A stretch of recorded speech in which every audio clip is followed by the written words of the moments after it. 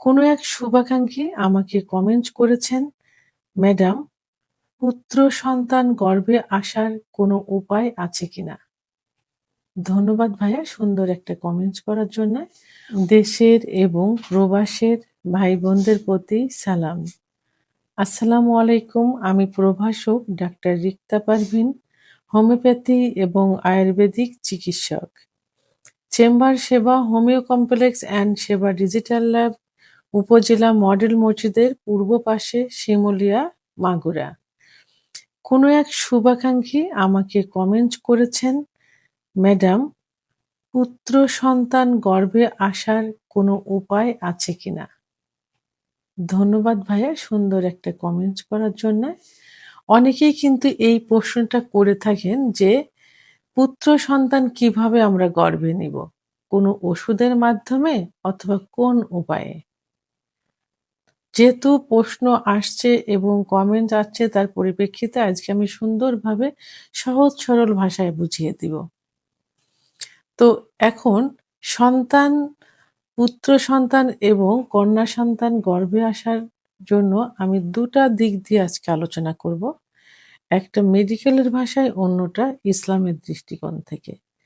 ১ম এই বলব ইসলামের দৃষ্টিকোণ থেকে, কারণ সন্তান আ পুত্র দিবেন না মেয়ে দিবেন সেটা সম্পূর্ণ নির্ভর করে আল্লাহ তাআলার উপরে।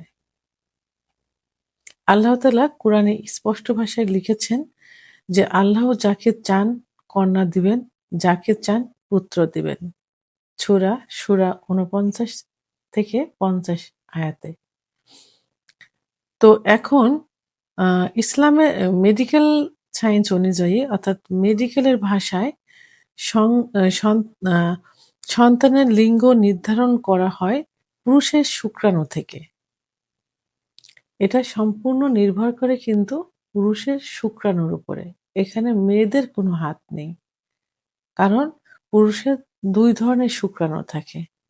একটা থাকে এক্স শুক্রাণু, এটা হলো মেয়ে। আরেকটা থাকে ওয়াই শুক্রাণু, এটা হলো ছেলে। তো এখন ওয়াই যে শুক্রাণুটা থাকে, এই ওয়াই শুক্রাণুটা কিন্তু খুব দ্রুত যায় এবং অল্প দিন বেঁচে থাকে। আর এক্স যে শুক্রাণু, এটা ধীরে, ধীরে যায় এবং অনেক দিন বেঁচে থাকে। তো এখন আ আমি পুত্রটাই বলবো, যেহেতু পুত্র নিয়েই প্রশ্ন করেছে। এখন এক্স শুক্রাণুটা যায় সাধারণত মহিলাদের যখন ওভুলেশন হয়, তার ১ দিন আগে অথবা ১ দিন পরে। এখন মেয়েদের ওভুলেশনটা কখন হয়? মেয়েদের ওভুলেশনটা হয় মাসিকের ১৪তম দিনে। সাধারণত ২৮ দিনে মহিলাদের মাসিক হয়। ২৮ দিন পর, পর। তো ১৪তম দিনে। তা এই এ এ এ ওয়াই শুক্রাণুটা এই যে ১৪তম দিনে হয়, তার ১ দিন আগেও হতে পারে, ১ দিন পরেও হতে পারে। তো এখন এই সময়ে যদি মহিলাদের পর্যাপ্ত পরিমাণ সেক্স থাকে, সেক্স উত্তেজনা থাকে এবং অর্গাজম হয়, তাহলে কিন্তু এই পুত্র সন্তান নেওয়ার জন্য অনেকটা সহায়ক হয়ে থাকে। তো কি করতে হবে? এই সময় শুধুমাত্র মহিলাদের পুষ্টিকর খাবার খেতে হবে। আর পুরুষের দুধ, ডিম, খেজুর, কাজু বাদাম, মধু, ঘি এগুলো পর্যাপ্ত পরিমাণে খেতে হবে। তাহলে সুস্থ সবল শুক্রাণুটা সেখানে থাকবে এবং বেঁচে থাকার একটা সম্ভাবনা থাকবে। তাহলে আমি মেডিকেলের ভাষায় কিন্তু সুন্দরভাবে বুঝিয়ে দিয়েছি যে আম পুত্র সন্তান নেওয়ার উপায়টা। একদম সহজ ভাষায় কিন্তু এটা। আপনারা শুধু একটু খেয়াল রাখবেন যে ওভুলেশনটা কখন, মাসিকটা কবে হয়েছে? মাসিকের যেদিন মাসিক হবে সেদিন থেকে হিসাব গণনা করতে হবে। গণনা করে ১৪তম যেদিন, ওইদিন ওভুলেশন হয়।